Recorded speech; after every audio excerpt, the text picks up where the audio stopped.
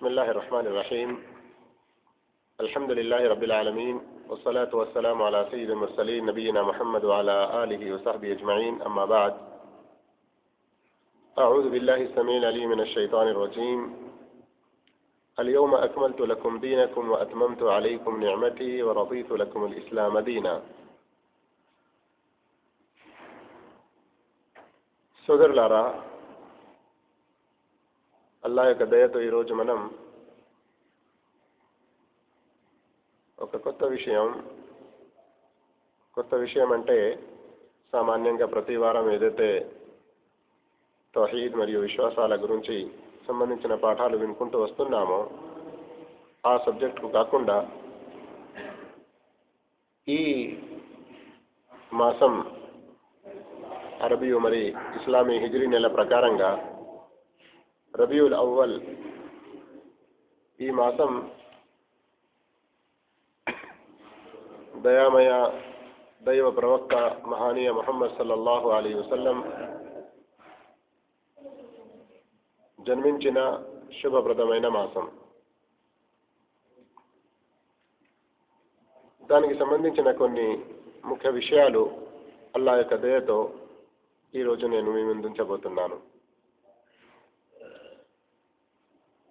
ఇస్లాం ధర్మం ఒక సంపూర్ణమైన ధర్మం. ఇస్లాం ఒక సంపూర్ణమైన ధర్మం అని అంటే మానవ జీవితానికి సంబంధించిన ప్రతి కోణానికి ఇందులో మార్గదర్శకత్వం ఉన్నది. ఏ కాలంలో, ఏ మానవ సమాజంలో ఏ సమస్య ఎదురైనా ఇస్లాంలో దాని పరిష్కారం తప్పకుండా లభిస్తుంది.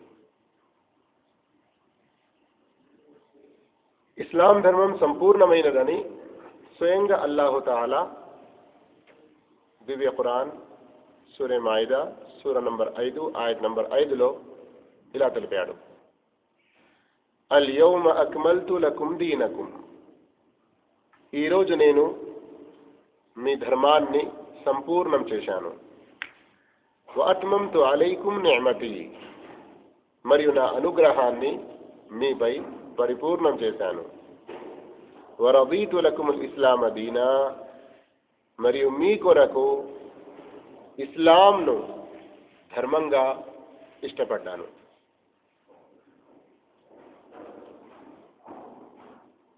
ప్రపంచంలో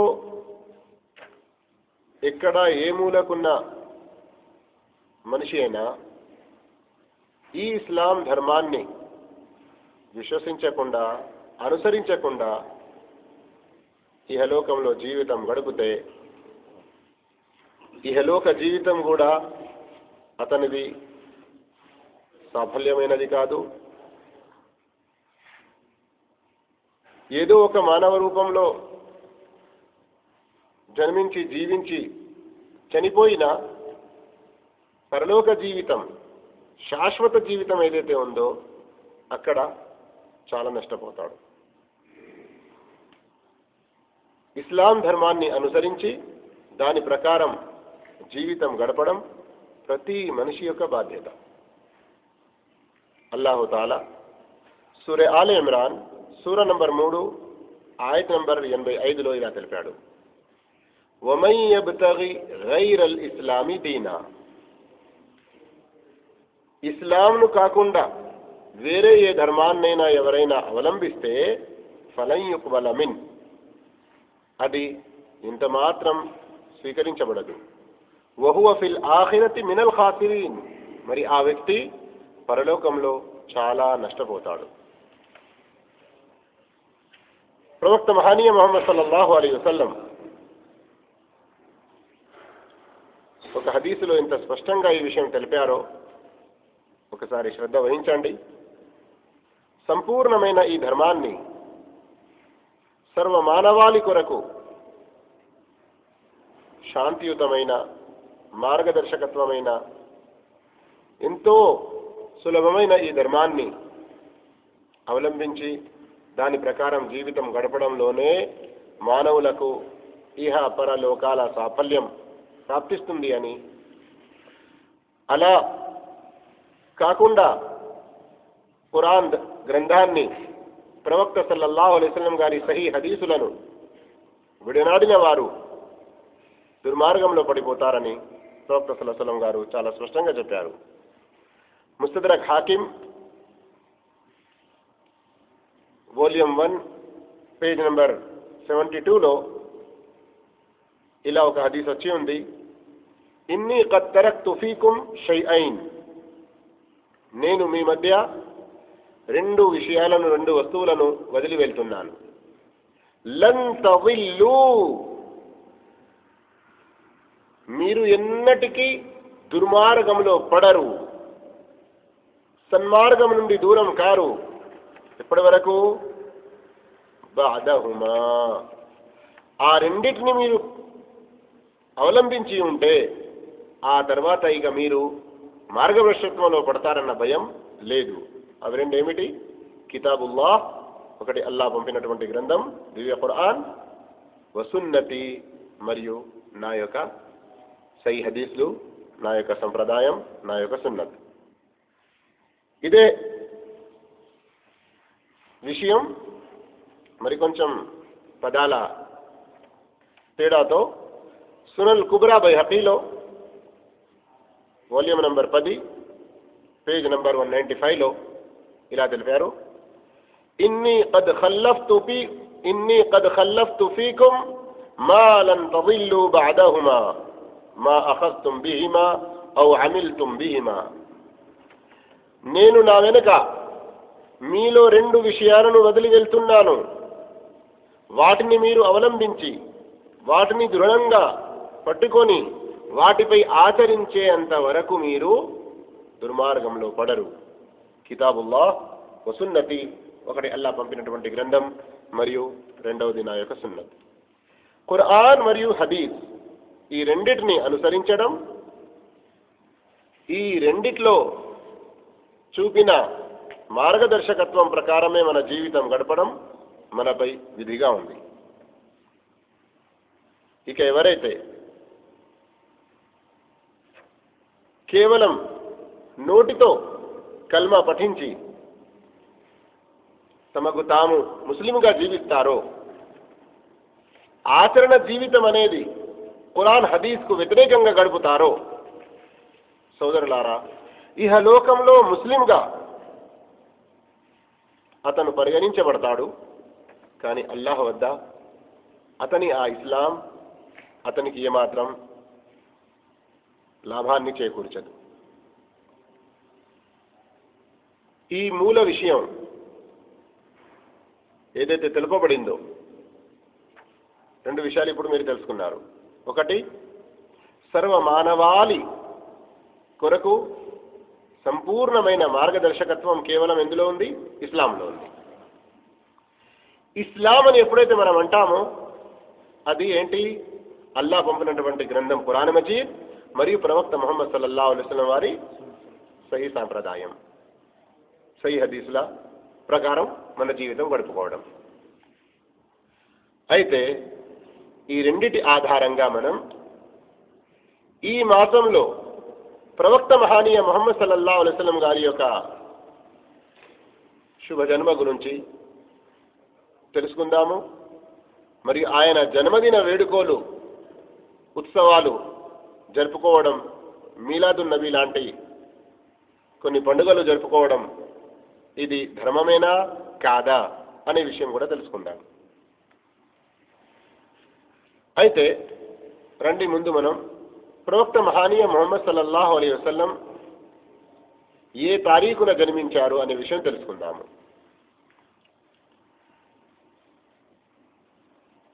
ఏ ఒక్క సహీ హదీసులో కూడా ప్రవక్త సల్లల్లాహు అలైహి వసల్లం డేట్ ప్రకారంగా, తారీఖు ప్రకారంగా ఏ తారీఖున జన్మించారు అనే విషయం స్పష్టంగా లేదు.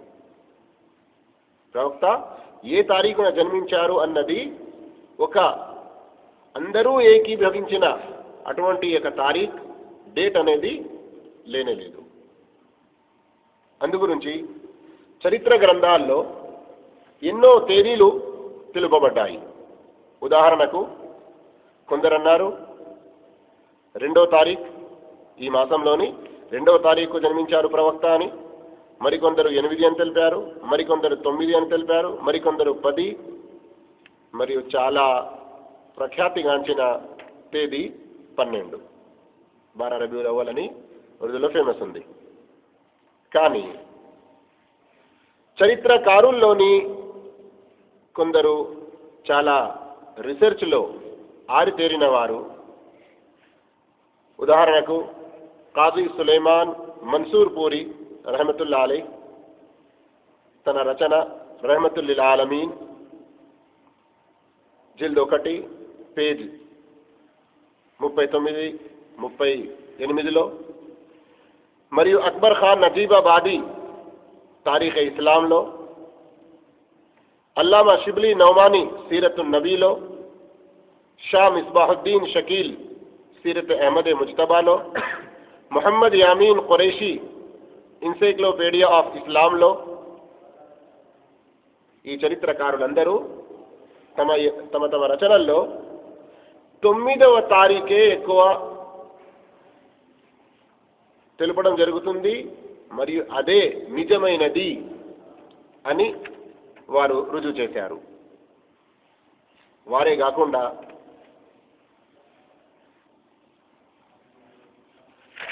ప్రపంచంలో సీరత్ కాంపిటీషన్లో ప్రవక్త సల్లల్లాహు అలైహి వసల్లం గారి చరిత్ర రచనలో ప్రఖ్యాతిగాంచిన వరల్డ్ వైడ్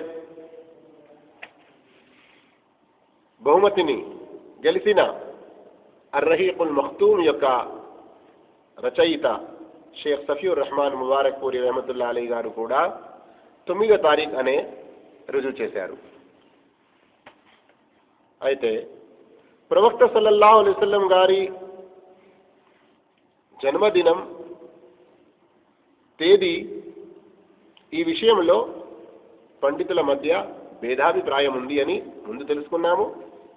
ఆ తర్వాత కొందరు రచయితలు, కొందరు చరిత్రకారులు 9వ తారీఖు నిజమైనది అని తెలుపుతున్నారు అన్న విషయం కూడా తెలుసుకున్నాము. 9వ తారీఖు నిజమైనది అని ఎలా తెలిపారు వారు? ఎలా అంటే, ప్రవక్త సల్లల్లాహు అలైహి వసల్లం జన్మించిన దినం సోమవారం. ఇది హదీసుల్లో చాలా స్పష్టంగా ఉంది. హజరత్ ఉసామా రదియల్లాహు అన్హు గారి హదీస్, ఓ సందర్భంలో ఆయన అడిగారు, ప్రవక్త సల్లల్లాహు అలైహి వసల్లం సోమవారం రోజే మీరు ఎందుకు ఎక్కువగా ఉపవాసం ఉంచుతారు, ఎక్కువగా రోజా ఉంటారు? అప్పుడు ప్రవక్త సల్లల్లాహు అలైహి వసల్లం గారు చెప్పారు, ఆ రోజే నేను జన్మించాను. ఈ విధంగా సామాన్యంగా ప్రతి సోమవారం ప్రవక్త సల్లల్లాహు అలైహి వసల్లం ఉపవాసం ఉంచేవారు. అయితే దానికి సబబు ఒక రీజన్, ఆ దినం ప్రవక్త సల్లల్లాహు అలైహి వసల్లం గారు జన్మించిన దినం అని తెలిసింది. కానీ వేరే హదీసుల ద్వారా మరో విషయం మనకు తెలుస్తుంది. ప్రవక్త సల్లల్లాహు అలైహి వసల్లం గారు ఆ రోజు అంటే సోమవారం రోజు ఉపవాసం ఉండడానికి 2వ కారణం మరియు ముఖ్యమైన కారణం అదేంటి? ఆ రోజు అల్లాహ్ వద్దకు సర్వ మానవుల కర్మలు ఎత్తబడతాయి. అలాగే గురువారం రోజు కూడా అల్లాహ్ ఎదుట సర్వ మానవుల కార్యాలు ఎత్తబడతాయి. ఆ రోజు అల్లాహ్ వద్ద నా కర్మ ఎప్పుడైతే ఉంచబడుతుందో నేను ఒక పుణ్యకార్యం, రోజా లాంటి, ఉపవాసం లాంటి అతి ముఖ్యమైన కార్యం చేసిన వాణ్ణి అవ్వాలి అన్నట్టుగా ప్రవక్త సల్లల్లాహు అలైహి వసల్లం గారు తమ ఉద్దేశాన్ని వ్యక్తపరిచారు. అంతేకాకుండా సోదరులారా, ప్రవక్త మహానీయ ముహమ్మద్ సల్లల్లాహు అలైహి వసల్లం గారి కాలంలో ఈ మీలాదున్ నబీ ఉత్సవాలు ఎన్నడూ జరగలేదు. మనం మంగళవారం రోజు కూడా సీరతున్ నబీ సల్లల్లాహు అలైహి వసల్లం క్లాస్లో హాజరవుతున్నాము. ప్రవక్త సల్లల్లాహు అలైహి వసల్లం గారి చరిత్ర వింటున్నాము. ప్రవక్త సల్లల్లాహు అలైహి వసల్లం గారు మక్కాలో సోమవారం రోజు జన్మించారు. క్రీస్తు శకం ప్రకారం 571లో ఏప్రిల్ నెల 21 లేక 22వ తారీఖు. కానీ ప్రవక్త సల్లల్లాహు అలైహి వసల్లం గారికి ప్రవక్త పదవి లభించినది ఎప్పుడు? 40 సంవత్సరాలు నిండిన తర్వాత. 40 సంవత్సరాల తర్వాత ఇంకా 13 సంవత్సరాలు ప్రవక్త సల్లల్లాహు అలైహి వసల్లం గారు మక్కాలో ఉన్నారు. అప్పటికి 53 సంవత్సరాల వయసు ప్రవక్తకు నిండింది. ఆ తర్వాత మదీనాకు వలసపోయారు. అక్కడ 10 సంవత్సరాలు జీవించారు. టోటల్ 63 సంవత్సరాలు ప్రవక్త సల్లల్లాహు అలైహి వసల్లం గారు ఈ ప్రపంచంలో జీవించారు. అందులో 40 సంవత్సరాలు ప్రవక్త పదవికి ముందు, 23 సంవత్సరాలు ప్రవక్త పదవి తర్వాత. అయితే ప్రవక్త అయిన తర్వాత కూడా 23 సంవత్సరాలు ప్రవక్త సల్లల్లాహు అలైహి వసల్లం గారు జీవించారు. కనీసం 23 సార్లు లేక 22 సార్లు తమ జన్మదినం వచ్చింది. కానీ స్వయంగా ప్రవక్త సల్లల్లాహు అలైహి వసల్లం గారు ఎప్పుడు కూడా తమ జన్మదిన వేడుకలు జరపలేదు. ఆ తర్వాత ఖులఫాయ్ రాషిదీన్, ప్రవక్త తర్వాత అబూ బకర్ రదియల్లాహు అన్హు, హజరత్ ఉమర్ రదియల్లాహు అన్హు, హజరత్ ఉస్మాన్, హజరత్ అలీ రదియల్లాహు అన్హుమ్ అజ్మయీన్ నలుగురు 30 సంవత్సరాలు పరిపాలించారు. వారి ఆ 30 సంవత్సరాల కాలంలో కూడా ఎన్నడూ ఎక్కడ ఏ మీలాదున్ నబీ పండుగలు ఉత్సవాలు జరగలేదు.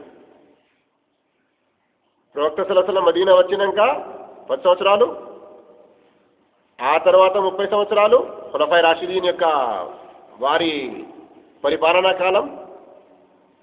ఆ తర్వాత ఇంకా 70 సంవత్సరాల వరకు, అంటే ఇంచుమించు 110 హిజ్రీ శకం వరకు సహాబాలు ఈ లోకంలో ఉన్నారు. చివరి సహాబీ 110 హిజ్రీ శకంలో, అంటే ప్రవక్త సల్లల్లాహు అలైహి వసల్లం చనిపోయిన తర్వాత 100 సంవత్సరాలకు చనిపోతారు. చివరి సహాబీ అంటే ఎవరో మీకు తెలిసిన విషయమే. ప్రవక్త సల్లల్లాహు అలైహి వసల్లం గారిని కలిసి ఆయనపై విశ్వసించి ఇస్లాం స్థితిలో చనిపోయిన వారిని, ప్రవక్తను చూసి ప్రవక్తను కలిసి ప్రవక్త చేతిలో అంటే ప్రవక్తతో విశ్వసించి ఇస్లాం స్థితిలో చనిపోయిన వారిని సహాబీ అంటారు. అంటే చివరి సహాబీ 110 హిజ్రీలో చనిపోతారు. అప్పటి వరకు కూడా మీలాదున్ నబీ ఉత్సవాలు, మీలాదున్ నబీ పండుగలు ఎక్కడా జరగవు. అంతేకాకుండా ఆ తరువాత సహాబాలను అనుసరించిన, సహాబాలను చూసిన, వారిని విశ్వసించి వారి ద్వారా ఇస్లాం ధర్మాన్ని నేర్చుకున్న వారి శిశువులు తాబెఈన్ అని వారిని అంటారు. వారి కాలంలో కూడా ఎలాంటి మీలాదున్ నబీ ఉత్సవాలు జరగలేదు. మరి మీలాదున్ నబీ ఉత్సవాలు ఎప్పటి నుండి మొదలైనాయి? దీని గురించి మనం ఒకవేళ చరిత్ర పుటలను తిప్పి చూస్తే మనకు కొన్ని విషయాలు అక్కడ కనబడతాయి. అదేమిటంటే,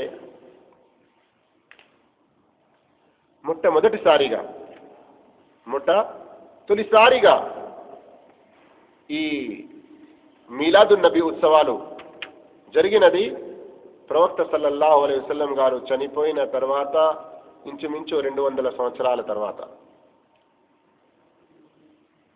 ప్రవక్త ఈ దునియా నుండి, ప్రపంచం నుండి పోయాక ఇంచుమించు 200 సంవత్సరాల తర్వాత అప్పుడు ఒక బిదాతి మౌలవి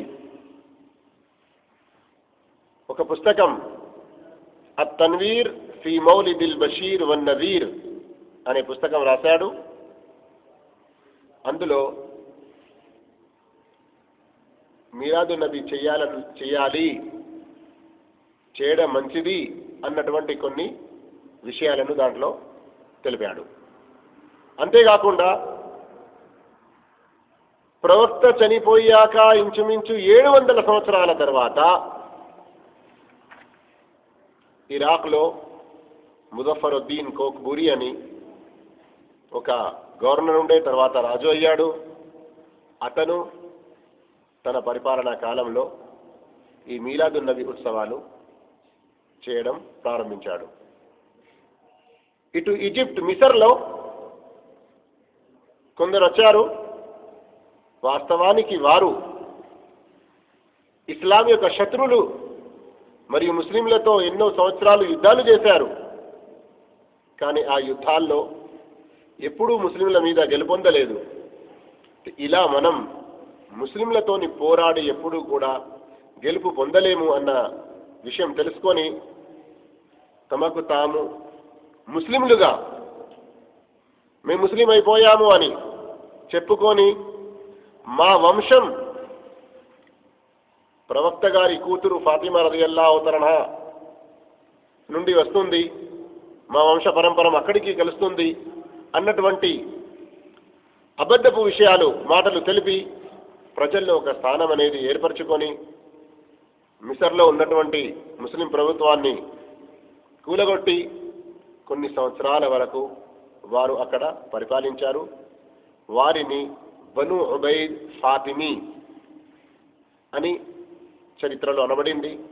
వారు మీలాదున్ నబీ, మీలాదే హసన్, మీలాదే హుసేన్, మీలాదే ఫాతిమా ఇంకా ఇలాంటి ఎన్నో జన్మదిన వేడుకలను కొత్తగా పుట్టించారు. వాటిని జరపడం మొదలుపెట్టారు.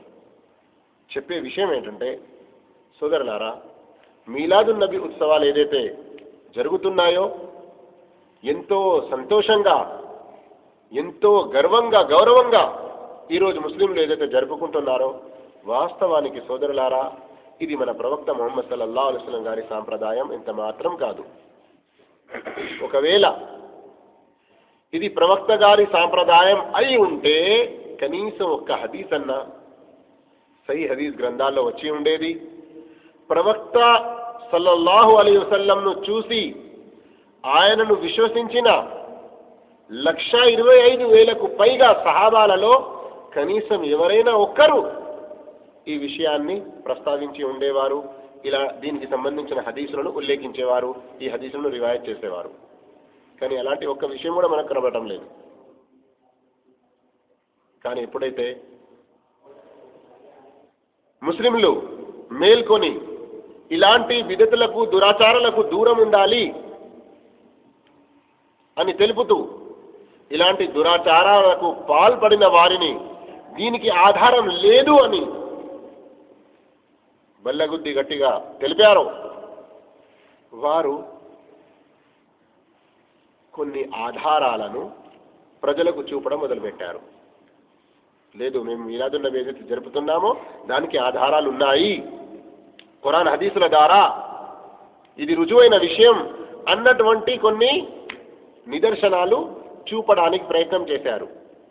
కానీ వాస్తవానికి వారి యొక్క ప్రయత్నాలు కూడా సఫలీకృతం కాలేదు. ఎందుకనగా వారు ఏ నిదర్శనాలు అయితే చూపిస్తారో ఒకవేళ ఖురాన్ను మనం చదివి హదీసులను శ్రద్ధగా చదివితే ఆ నిదర్శనాలు దానికి సంబంధించినవి కావు అని చాలా తేలికగా అర్థమైపోతుంది. ఉదాహరణకు ఇంతకుముందు ఒక హదీస్ మనం విన్నాము.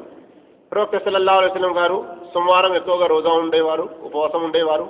ఎందుకున్నారు అని అడిగినప్పుడు నేను జన్మించిన దినం, అదే రోజు నేను పుట్టాను అని చెప్పారు. ఈ మీలాదున్ నబీ ఉత్సవాలు జరిపేవారు ఏమంటారు చూడండి, ప్రవక్త సల్లల్లాహు అలైహి వసల్లం గారు ప్రతి సోమవారం రోజా ఉండి తమ జన్మదిన వేడుకోలను జరుపుకుంటున్నారు అని. అయితే చిన్నగా ఆలోచిస్తే ప్రతి సోమవారం వారంలో జరగాలి, మరి మీరు సంవత్సరంలో ఒకసారి ఎందుకు చేస్తున్నారు?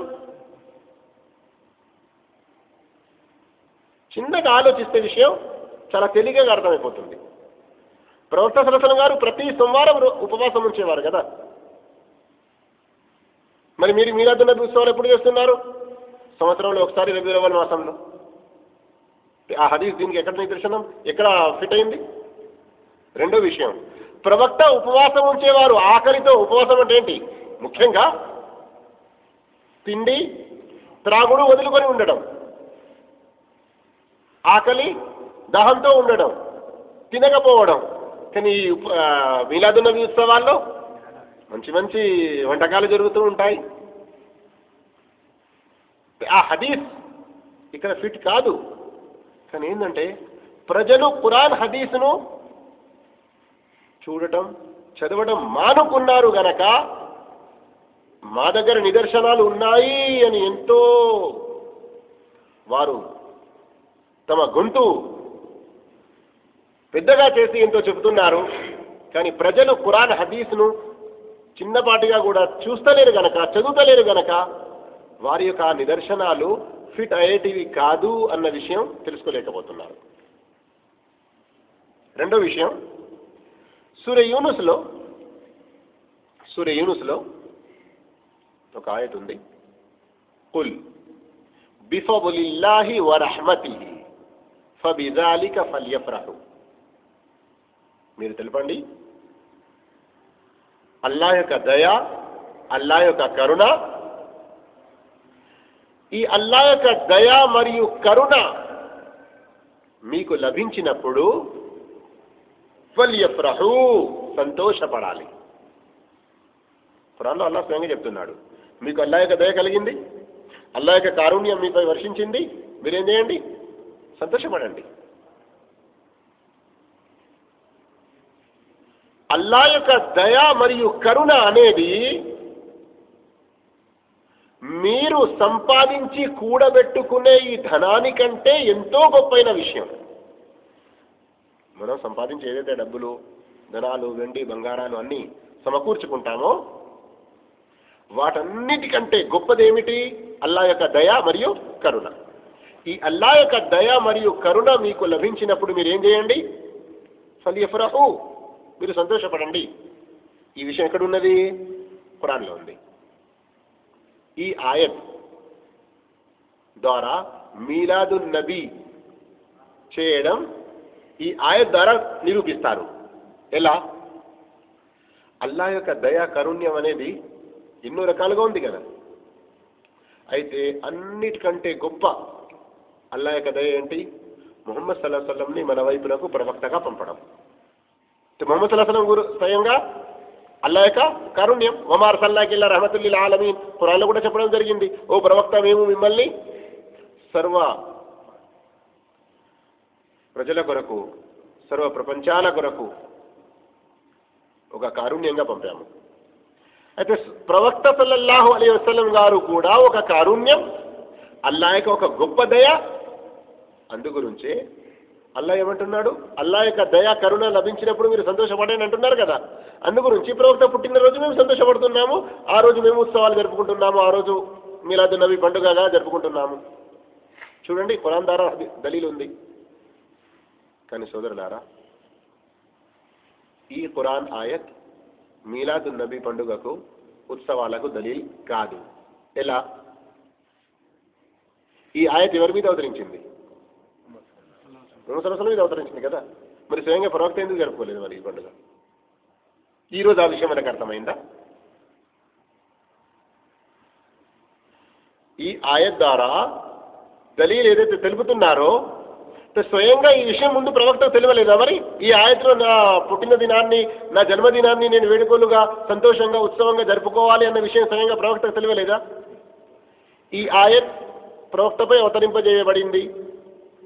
ప్రవక్త ద్వారా విన్నవారెవరు? సహాబాలు. మరి ఈ ఆయత్ యొక్క ఈ భావం సహాబాలకు తెలియలేదా? తాబెయీన్లకు తెలియలేదా? ఈ రోజు జిబ్రీల్ వచ్చి మనకు చెప్పిండా? గురించి సోదరులారా, ఖురాన్ హదీసులను మనం ఇష్టం వచ్చినట్లుగా అర్థం చేసుకునే ప్రయత్నం చేయొద్దు. ప్రవక్త ఎలా తెలిపారో, సహాబాలు ఎలా అర్థం చేసుకున్నారో అలా అర్థం చేసుకోవడం తప్పనిసరి. ఇంకా కొన్ని ఇలాంటి ఈ రెండు నిదర్శనాల ద్వారా మీకు అర్థమైంది కదా విషయం. సోమవారం రోజు ఉపవాసం ఉండడం, సూర యూనుస్లోని అల్లాహ్ దయా కారుణ్యం పొందినప్పుడు మీరు సంతోషపడండి అన్న ఆయత్, దీని ద్వారా ఈ రెండింటిని ఏదైతే నిదర్శనంగా తీసుకుంటున్నారో మీలాదున్ నబీ గురించి, ఇది వారికి ఎలాంటి నిదర్శనం అనేది, దలీల్ అనేది కాదు అన్న విషయం అర్థమైంది కదా.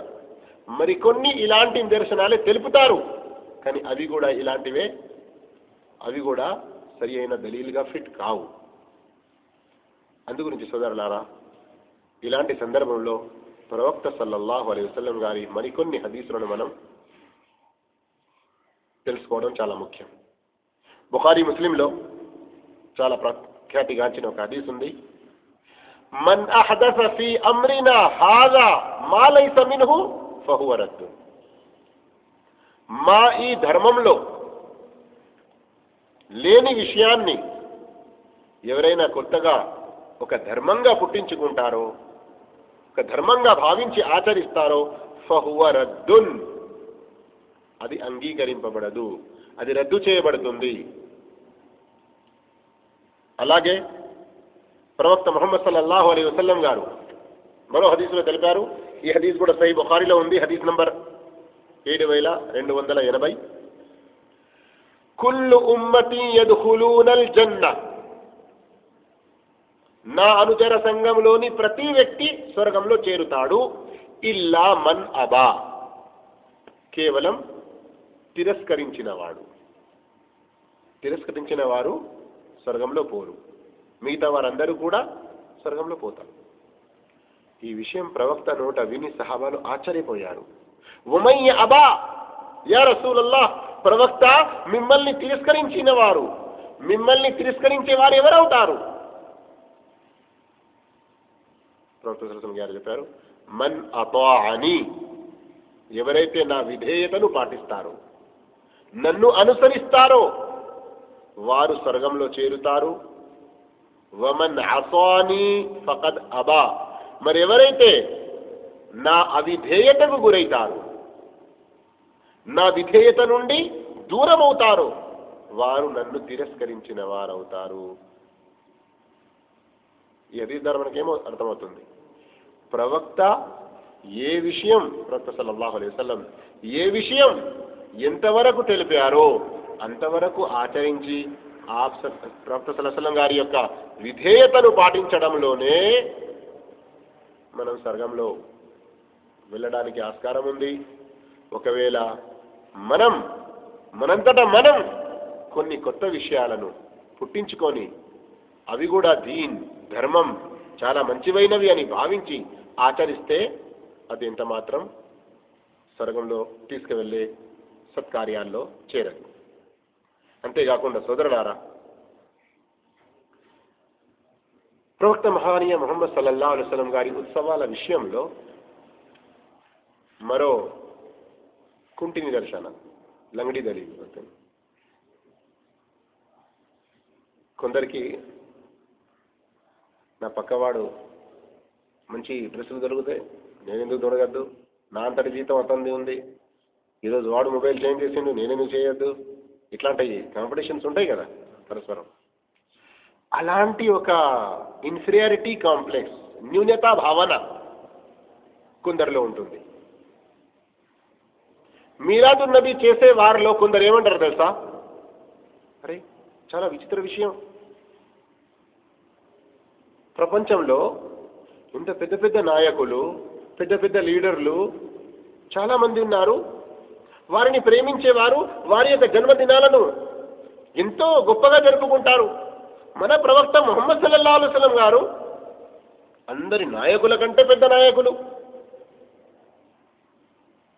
ఆయనకు మించిన నాయకుడు లీడర్ అనే లేనే లేరు. ఆయన సల్లల్లాహు అలైహి వసల్లం సర్వ ప్రవక్తలకే నాయకులు. అలాంటి వారి జన్మదినం మనం జరుపుకోవద్దా? క్రైస్తవులు క్రిస్మస్ డే, హిందువులు రామనవమి, ఇంకా వేరే వాళ్ళు గాంధీ జయంతి, ఇక్బాల్ డే, ఈ విధంగా ప్రతి దేశంలో అక్కడ వారి ఏదైతే లీడర్లు పెద్ద పెద్ద నాయకులు ఉంటారో వారి యొక్క జన్మదినాలను వారు జరుపుకుంటారు. ఇలాంటి ఒక భావన కూడా కొందరిలో ఉంది. అయితే మన ప్రవక్త ముహమ్మద్ సల్లల్లాహు అలైహి వసల్లం అందరి నాయకుల కంటే చాలా మహానాయకులు, గొప్ప వ్యక్తి, ఇందులో రవంత అనుమానం లేదు.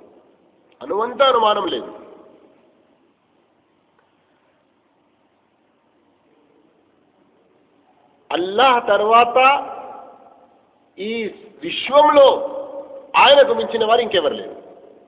అల్లాహ్ తర్వాత విశ్వంలో ప్రవక్త ముహమ్మద్ మించిన వారు ఎవరు లేరు. ఈ విషయాన్ని మనం నమ్ముతున్నాము. కానీ ధర్మం అన్నది మన బుద్ధికి సంబంధించిన విషయం కాదు, మనకి ఇష్టం వచ్చినట్లు మనం ఏదైనా చేసుకోవడానికి. ఏ విషయం ఎంతవరకు, ఎంత హద్దులో, ఏ ప్రకారంగా, ఏ విధానంలో చేయాలి అని అల్లా మరియు ప్రవక్త తెలిపారో అలా చేయడమే ధర్మం. జన్మదినాలను జరుపుకోవడం ఇది ఆ వ్యక్తిని గుర్తు చేసినటువంటి విషయం కాదు. ఒకవేళ ఎవరైనా అలా అనుకుంటే ఇది చాలా తప్పుడు భావం. ఉదాహరణకు వేరే ధర్మాన్ని అవలంబించేవారు, వేరే దేశాల్లో ఉండేవారు, వారు వారి యొక్క నాయకుల జన్మదినాలను ఏదైతే జరుపుకుంటున్నారో ఆ ఒక్కరోజు వారిని గుర్తు చేసి తర్వాత మర్చిపోతారు. కానీ మన ప్రవక్త ముహమ్మద్ సల్లల్లాహు అలైహి వసల్లం గారి విషయం అలా ఉందా? కాదు. ఒక్కరోజు మాత్రమే మనం ఆయన్ని పాటించడం, ఆయన్ని గుర్తు చేసుకోవడం, ఆయన చేసిన మేలును చెప్పుకోవడం ఇది తప్పు విషయం. స్వయంగా ప్రవక్త ముహమ్మద్ సల్లల్లాహు అలైహి వసల్లం గారు ఏం చెప్పారు? ఎక్కడెక్కడ ఎప్పుడెప్పుడు ఏ సమయంలో నా పేరు మీరు వింటారో, నా ప్రస్తావన వింటారో అప్పుడు నా మీద మీరు దరూద్ సలాం అనేది చదువుతూ ఉండండి. మీకు చాలా లాభం కలుగుతుంది. నా ప్రస్తావన విని, నా పేరు విని నా మీద దరూద్ చేయని వాడు చాలా కంజూస్ మనిషి, చాలా పెద్ద బఖీల్ అని ప్రవక్త సల్లల్లాహు అలైహి వసల్లం గారు తెలిపారు. ప్రతిరోజు ముహమ్మద్ సల్లల్లాహు అలైహి వసల్లం గారి యొక్క ప్రస్తావన ఎన్నిసార్లు మనం వింటూ ఉంటాం?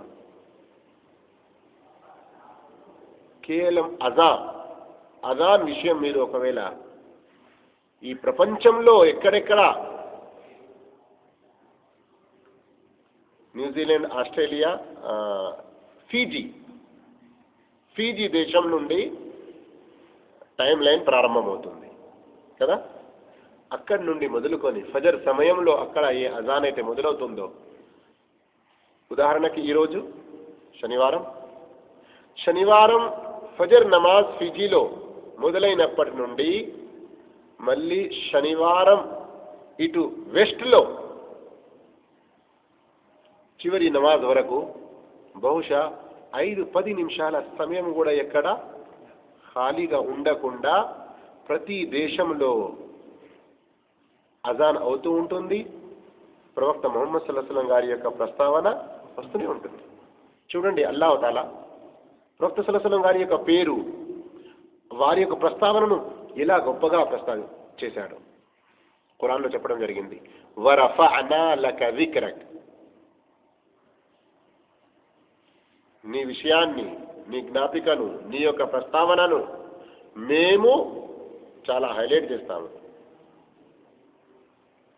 అయితే సోదరులారా, ఇలాంటి న్యూనత భావం కూడా ఉండకూడదు. వేరే వాళ్ళు తమ నాయకుల జన్మదినం, వారి యొక్క జయంతి జరుపుకుంటున్నారు, మనం కూడా జరుపుకుందాం, అవసరం లేదు దేవుని దేవాల మనకు అలాంటివి.